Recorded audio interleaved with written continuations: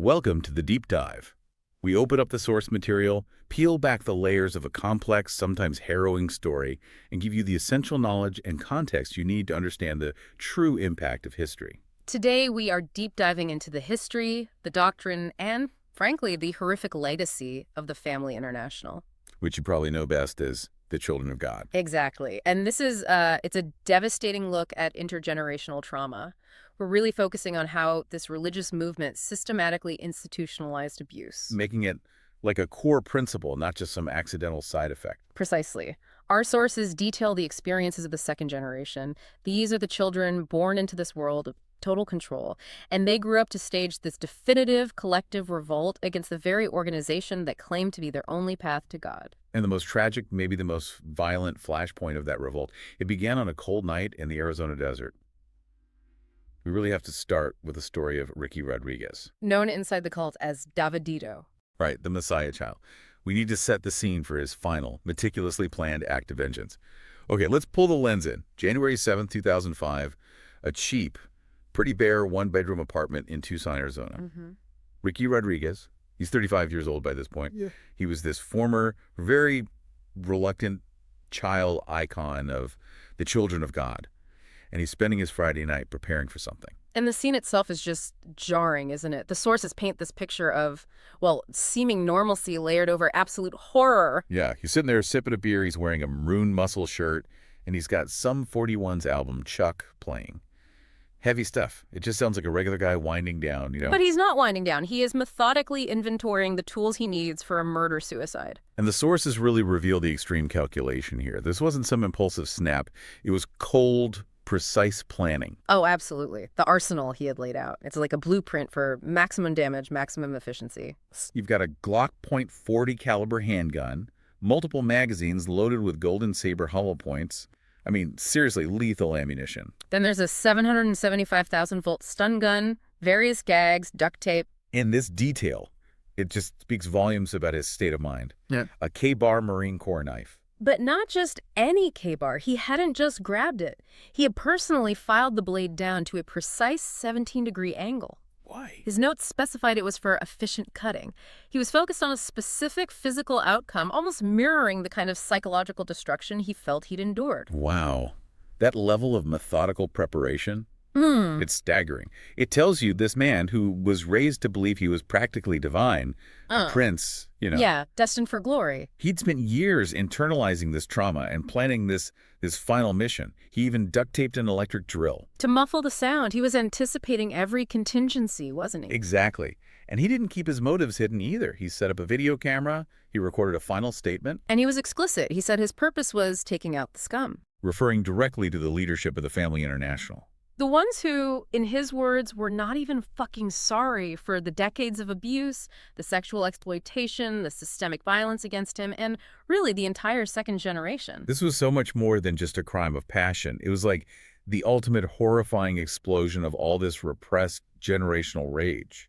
The Messiah child himself, the figurehead of the cult's future, striking back directly at the hierarchy that created and then abused him. And that event, the murder of Angela Smith, who was not only one of his childhood abusers, but also, significantly, the executive secretary to the leader, Karen Zerby, it forced everyone to look again at the Children of God. They tried to reform, rebrand, kind of retreat from public view, but this act just ripped off that sanitized veneer.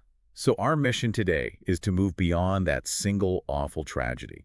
We need to explore the origins of this movement, understand the mechanics of the psychological and, yes, physical control they use, especially on the children. And analyze this collective generational revolt that the survivors have waged since then. How they're rebuilding their lives, how they're seeking justice. #2, the genesis of the Children of God and David Berg's doctrine. Okay, so to really get the intensity of that revolt, we have to go back to the beginning. To the man who built the whole system, David Berg. Born in 1919, and he came from this deeply fundamentalist Christian background. His parents were traveling evangelists. So devout, apparently they even got kicked out of the Christian and Missionary Alliance for talking about things that weren't official doctrine. Yeah, testifying about concepts that went against the grain. And Berg himself, he started as a pastor, but his career path was, well, rocky. Tumultuous seems like the word. Sources say he was expelled from several religious groups, often because of inappropriate behavior, before he really found his niche in the late 1960s. Right. He tapped directly into that cultural vacuum, didn't he? The Vietnam War, the disillusionment, the whole counterculture thing. Exactly. He wasn't preaching in some stuffy church. He went straight for the idealistic, searching youth, the hippies, who were rejecting materialism, rejecting authority. And looking for something radical, something immediate, fulfillment now. And his look matched the message. That long white beard, the prominent Adam's apple. Sources described him as looking like a crazed Santa. He completely rejected mainstream society, calling it the system. Anyone outside was a systemite. He took the name Moses David, or just Mo, traveled in a Dodge motorhome, delivering these terrifying prophecies. The big one being that America was doomed, right? Going to be destroyed for turning its back on Jesus. And he was the prophet to lead them out, basically positioning himself as this major figure in the Second Coming. But the early movement, starting around 68, was actually incredibly strict. Teens for Christ, then Children of God, very ascetic. Yeah, communal homes, give up all your stuff, take on biblical names, Ezekiel, Jeremiah, and the discipline was intense. No premarital sex, no dating, no kissing. Even hand-holding was forbidden, apparently. And they got noticed. Big time. You had figures like Jeremy Spencer, the slide guitarist from the original Fleetwood Mac. Just walked out in 71, mid-session, shaved his head, joined up, became Jonathan. That shocked the music world. It put the Children of God squarely on the map. But the doctrine, it was about to take a really hard, really dark turn, and the timing seems crucial here. Sources link this radical shift in Berg's views on sexuality directly to the death of his mother, Virginia Berg, in 1968. She was apparently extremely domineering, a disciplinarian, history of viciously beating him, even threatened castration. So once that, let's say, restraining force was gone, The lid just blew off decades of oppression. It wasn't just a leadership change. It was this deep psychological transformation that totally redefined the cult's relationship with sex and the body. and this change was immediately facilitated, even encouraged by Karen Elva Zerby. She'd been this sort of shy, drab minister's daughter before becoming Berg's personal secretary. Zerby had her own background of fear, terrified of her disciplinarian father. Berg essentially reshaped her, didn't he? Turned her into a key figure. Sources describe her as a mean-spirited schemer who used her sexual and emotional control over Berg to consolidate her own power. And she helped rewrite the theology. Which led to the foundational change, the introduction of the law of love, Which explicitly equated sex with godliness. A complete reversal. followed quickly in 1972 by the one-wife doctrine. Which basically said conventional exclusive marriage was just selfish property interest. So your loyalty couldn't be to your spouse or even your kids first. No. Primary loyalty had to be to the group, the larger family. Berg codified it. If you love your flesh and blood children more than you love God's children of God's family, then you haven't come to the realization of what God's family is all about. Wow. So it wasn't just about sharing partners. It was about systematically dismantling the nuclear family to ensure total loyalty to him. Absolutely. And that theological justification paved the way for the most notorious, ethically bankrupt practice of the children of God. Flirty fishing, or effing, introduced formally in 76, but they'd been doing it internally since 73. Flirty fishing was basically proselytization through sex. Female members were instructed to use their sexuality to attract potential converts, the fish. The sources are blunt. They were often called hookers for Jesus, sometimes trading sex for money or supplies for the communes. And the scale. Yeah. It was immense, highly organized, across continents. Detractors estimate that over the years, maybe up to 200,000 men were approached globally. 200,000. And the physical toll on the women, just devastating. Because contraception was forbidden? Explicitly, the doctrine said the family must row. Leading to women being biologically exhausted by their early 30s. We have the example of Natasha Tormey's mother. By age 30, physically worn out, 12 children, all in service to the family's expansion. And the doctrine didn't just exploit them sexually and biologically, it psychologically terrified them by minimizing the dangers they faced. Berg's instructions on dealing with potential violence are, well, they're deeply disturbing. He advised women that if rape seemed imminent, the safest thing was just to yield, to avoid greater physical harm. And if they enticed a man and then changed their mind, said no. He argued the woman was to blame. It was a failure of their spiritual duty. He even minimized the risk of STDs by making this twisted religious parallel. Claiming Jesus likely contracted a venereal disease. Yes, equating the women's bodies, surrendered, diseased, violated, to Christ's sacrifice on the cross. The imagery he used, Uh, it was explicitly violent, misogynistic, those illustrations.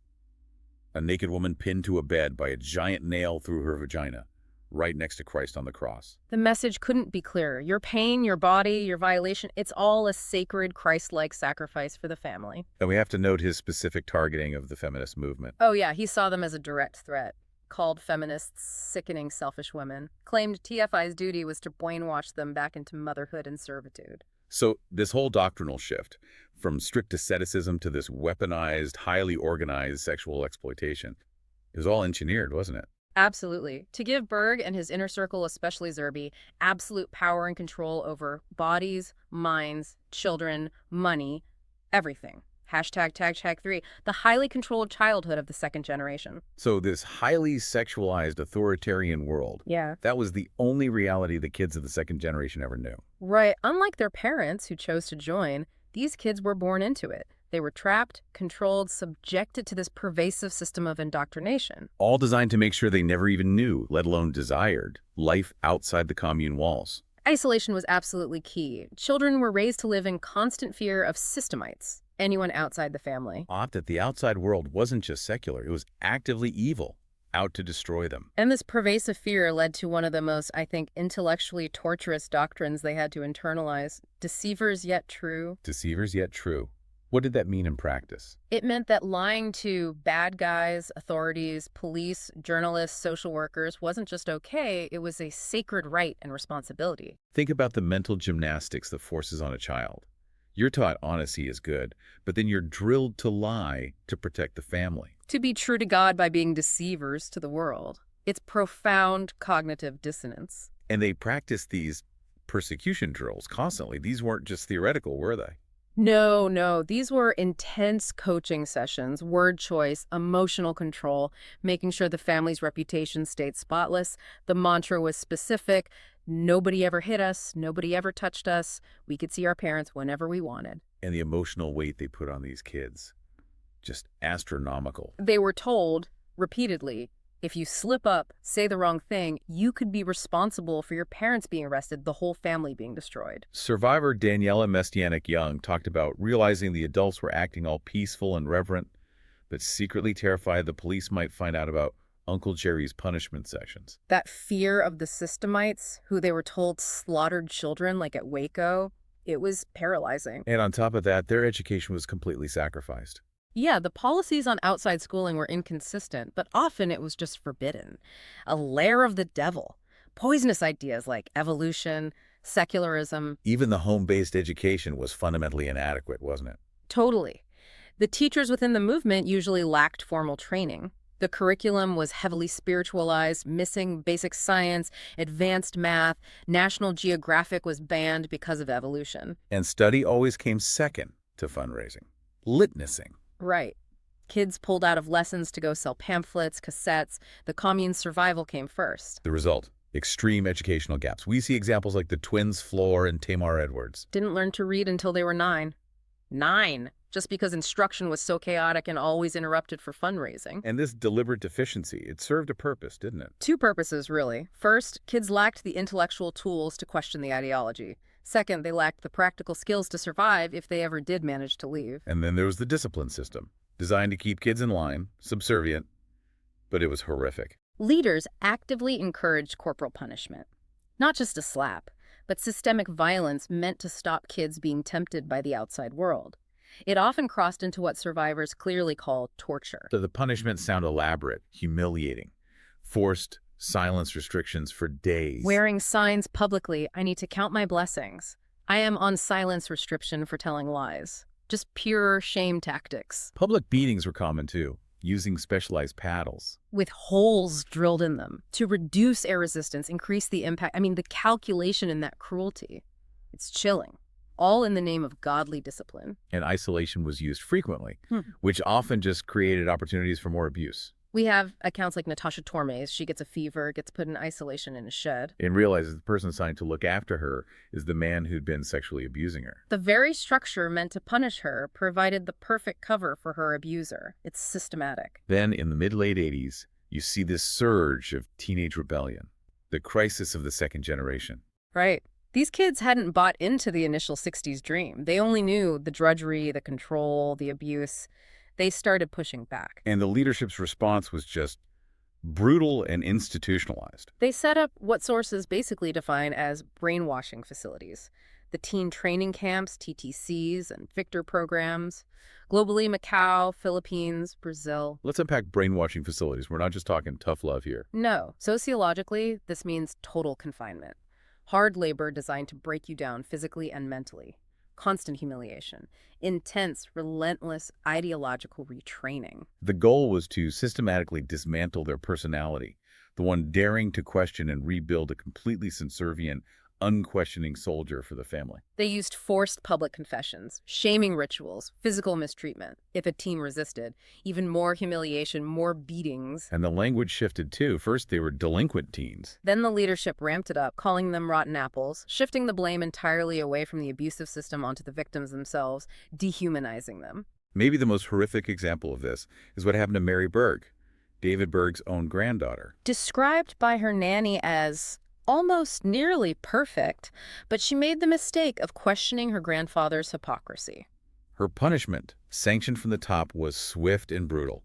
6 months of confinement, 5 different exorcisms. Trying to drive out the demons of doubt, frequent, severe beatings. Locked in a room, forced to use a disinfectant-filled bucket as a toilet. The isolation was profound. And when this was investigated years later in a British court, Lord Justice Ward looked at the evidence and called the torture she suffered barbaric and cruel. That was the price for questioning the leader. Which brings us right back around to Ricky Rodriguez, the Messiah child. His experience wasn't just systemic abuse. It was institutionalized sexualization right at the heart of the movement in the secret, elite Berg-Zerby household. Held up as this icon, the prince, David, destined for greatness. But behind the scenes, It was a cruel paradox. His mother, Karen Zerby, was functionally absent. His care was left to adult nannies, 2 of whom were elite flirty fishers, Sarah Kelly and Angela Smith. and the sexualization of Ricky's childhood. It's disturbingly documented in the family's own internal publication, the David book. Intended as a celebration, it reads like a horrifying record of exploitation. Photos of him suckling Sarah Kelly's breast as a toddler. And the written descriptions, they go much further. Sarah Kelly wrote explicitly about sexual contact with him starting when he was just 20 months old. Describing how his penis would get real big and hard when she washed him, how he'd spread his legs for her to kiss it. This wasn't hidden abuse, it was documented, framed as part of his spiritual development under the law of love. And then there's the event Ricky later cited as the ultimate betrayal, the thing that fueled his rage at Zerby. Around 1987, when Ricky was about 12, sources report he had sexual intercourse with his own mother, Karen Zerby. In Manila, apparently witnessed by another child, David Kelly, who was simultaneously having sexual contact with David Berg right next to them. The family's spokespeople deny this specific accusation vehemently, call it a total lie. But for Ricky, the absolute center of the cult, the place of supposed highest devotion, was just a personal hell of constant documented sexual exploitation and violence. He was a victim of the very doctrine he was meant to embody. When we look at the survivors, the second generation, you realize escaping wasn't about climbing a fence. The real wall was ideological, almost impossible to scale. Yeah, one survivor put it so well. There were no walls that kept me in the cult, no locks that forced me to stay. But leaving felt like spiritual suicide. That constant indoctrination, the slow drip of ideas, it created this pervasive fear and guilt. The core belief hammered into them. Outside world, evil, inside divine guidance. So any doubts, any negative thoughts, any desire to leave. Meant something was wrong with you, not the system. It kept people tethered through self-blame. And the threat of excommunication was huge. It meant being cursed, cut off from salvation, doomed to hell. We saw it with Jonathan Spencer, the ex-Fleetwood Mac guitarist. Excommunicated for incurable demon possession. That's the ultimate spiritual abandonment. So survivors struggled intensely with this pervasive guilt. Conditioned from birth to be soldiers of God, leaving meant failure, sin. maybe throwing away their only chance at heaven. One survivor talked about the sheer terror of sudden absolute freedom leading to deep depression, this perverse feeling that they must be punished somehow. Another mentioned desperately trying to pray away their revulsion at the abuse they suffered and the guilt they felt for something as simple as kissing a systemite. What's really crucial to grasp here is the sociological idea of self-de-individuation. Okay, what's that? The cult intentionally strips away your ability to form an independent internal compass. You go from having a personal identity, your unique thoughts, morals, boundaries, to a purely collective one. You see yourself as just an interchangeable part of the family. Exactly. You don't think that the family thinks for you. So, when they left, the trauma wasn't just physical or emotional. It was existential. They faced this terrifying question. If I'm not part of this religion anymore, who am I? What's good? What's bad? What's my purpose? They had no internal rudder. They looked outward for cues, but the outside world operated on these complex, unspoken rules they just couldn't grasp. The sheer terror of making a moral decision entirely alone, without consulting some doctrine or leader. Some actually wish they were back inside the structure just for the certainty. And if the psychological hurdles weren't enough, the practical disadvantages were just crippling. Basic life skills needed to function in the system. They just didn't have them. Think about it. No proper education, no job history, huge gaps in knowing how society works. Natasha Torme didn't know what a CV was, how to open a bank account. Another survivor ended up owing thousands in back taxes because she had no idea she had to file a tax return. Just fundamental stuff. And they often had to lie about their past just to get basic jobs. Bexy Cameron escaped at 15, had to learn survival on the fly, working multiple jobs, constantly fabricating her schooling, her history, just to blend in. It really speaks to that desperate need for structure, that some actually found comfort in institutions that kind of mimic the cult's rigor. Like Daniela Mestianik-Young finding familiarity in the U.S. Army. She understood groupthink, submission, strict routines. She knew how to be a soldier in God's army. And that translated, weirdly, into knowing how to be a soldier in Uncle Sam's army. The predictability was a relief, paradoxically. Tragically, though, this severe long-term trauma often led to devastating coping mechanisms. Sources show high rates of alcoholism, prostitution, stripping among those who left. And suicide. Detractors estimate at least 31 suicides among this group in just a 13-year period. Names like Josh Likens, Ben Farnsworth. 31 suicides in just over a decade. It's a horrifying statistic. It speaks to the depth of the complex PTSD they were dealing with. This isn't just standard trauma, is it? No, CPTSD comes from prolonged, repeated, systematic abuse, often with no escape route. It leads to severe issues with emotional regulation, dissociation, chronic guilt, worthlessness. For many, the weight just became unbearable. But the sources also really focus on the resilience, the conscious effort these survivors made to forge a completely new identity. Many focus just on survival, driven by this powerful motivation to create a better, healthier legacy for their own children. For some, like Bexy Cameron, having spent their childhood being told they were incapable, that the world was dangerous, freedom meant this intense need to experience everything. Yeah, she described survivors wanting to taste life, seeking intense experiences motorcycling across the Sahara, hitting 13 music festivals in a year, aggressively proving to themselves they can do all the things they were forbidden. Others found healing through intellectual paths.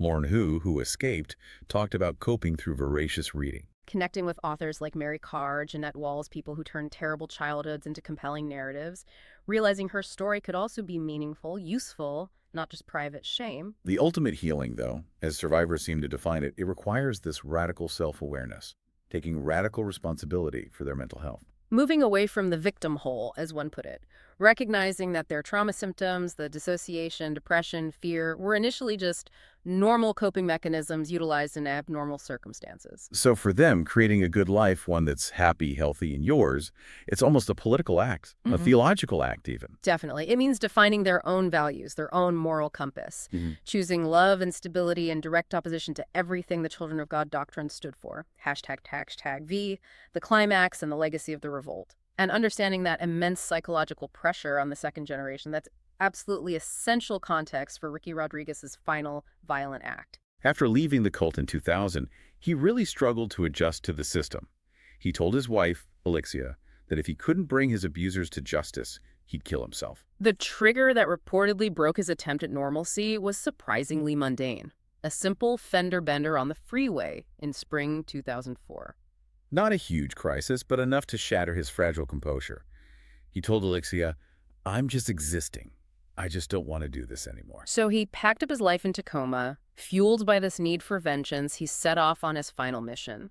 He told friends he was plotting to cut off the head. Meaning the leadership of the Family International, specifically Karen Zerby. During his search, he actually spent time with his aunt, Rosemary Canspito's Karen Zerby's estranged sister, who'd long rejected the cult. And seeing a normal, chaotic, affectionate family, it was a revelation for him. He watched how they interacted without doctrine, without fear. He marveled, I never knew that a family could be like this. That brief glimpse of normalcy probably just amplified his sense of betrayal and loss about his own upbringing. He eventually tracked down Angela Smith, his former nanny, abuser, and now Karen Zerby's executive secretary, who was visiting Tucson, Arizona. Ricky moved there, got a job as an electrician, and systematically prepared his arsenal. Recorded that final, angry justification video. Then, January 8th, 2005, he lured Smith to his apartment, murdered her, slit her throat, stabbed her, then drove 300 miles west to Blythe, California. Where he died by suicide. His final note explicitly framed his actions not as personal madness, but as political resistance, equating the family's leaders to terrorists. He wrote, Bush and Kerry stood up there during election time and both talked repeatedly about hunting the terrorists down and killing them. Well, my question is, what kind of terrorism is worse than molesting, raping, and torturing little children? Wow. The aftermath for the Family International was immediate chaos. Karen Zerby, known as Maria, fled into hiding, clearly terrified of retribution. And that fear of exposure had this critical, unforeseen consequence. It shattered years of secrecy. The veil of mystery around the leaders just vanished.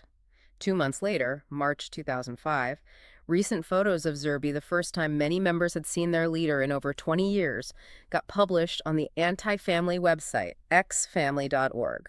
So the murder-suicide basically forced her out of the shadow. Exactly. It significantly diminished the mystique and power she held through anonymity. And this single act of violence, horrific as it was, it galvanized the resistance, didn't it? It really did.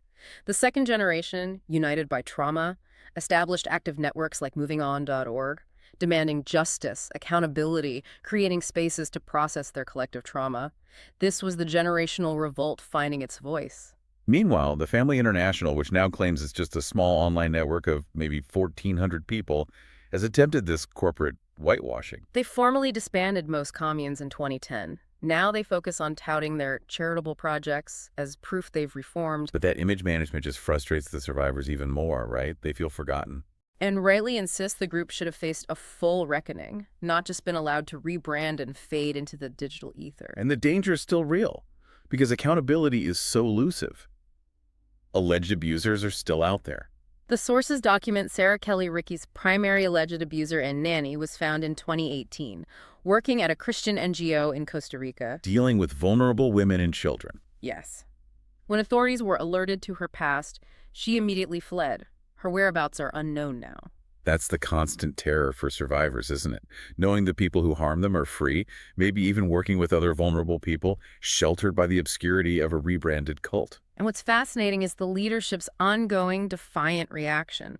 Karen Zerby and her partner Peter Amsterdam have repeatedly demonized the adult children who speak out. In 2002 publications, they called these critics, what was it? Blood-dripping, grotesque demons named Vendari. Textbook dehumanization. It's the final phase of control, isn't it? When you can't contain dissent, you demonize the dissenters, even your own children, to keep the remaining core loyal. Shift the blame for the system's failings onto the victim's supposed moral corruption. But the sources suggest the ultimate, maybe the most lasting consequence for the Family International won't be police raids or exposes. It's something more inevitable. A simple generational crisis. Explain that. Okay, the first generation, the original members, they were taught to reject materialism, reject system planning.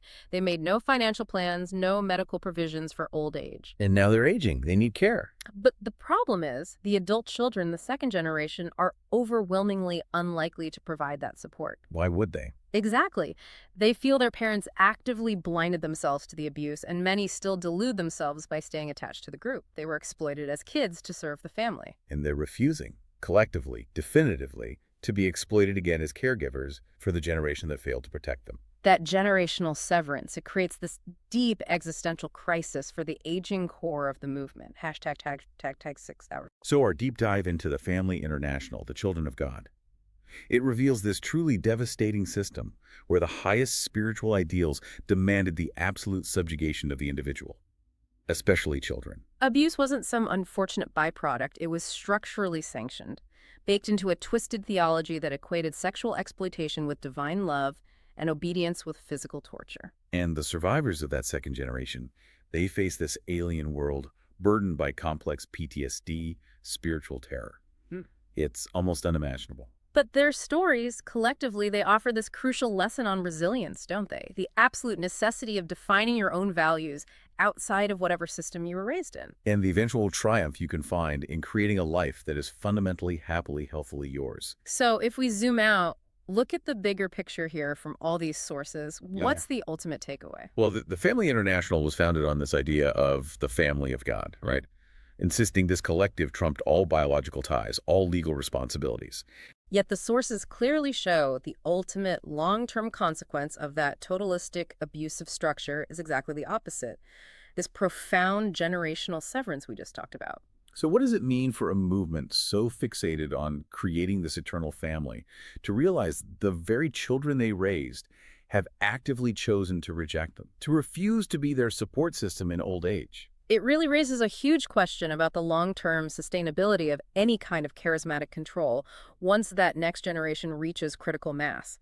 When that generation chooses justice, chooses truth, over forced loyalty and silence. The system inevitably starts to crumble, doesn't it? It seems like the second generation's greatest, most definitive act of revolt against the doctrine might not have been Ricky Rodriguez's tragic violence, But rather the quiet, collective, final refusal to care for the generation that allowed them to be harmed. That rejection, that decision to just walk away and build a life without them. Maybe that's the ultimate end of the family's doctrine.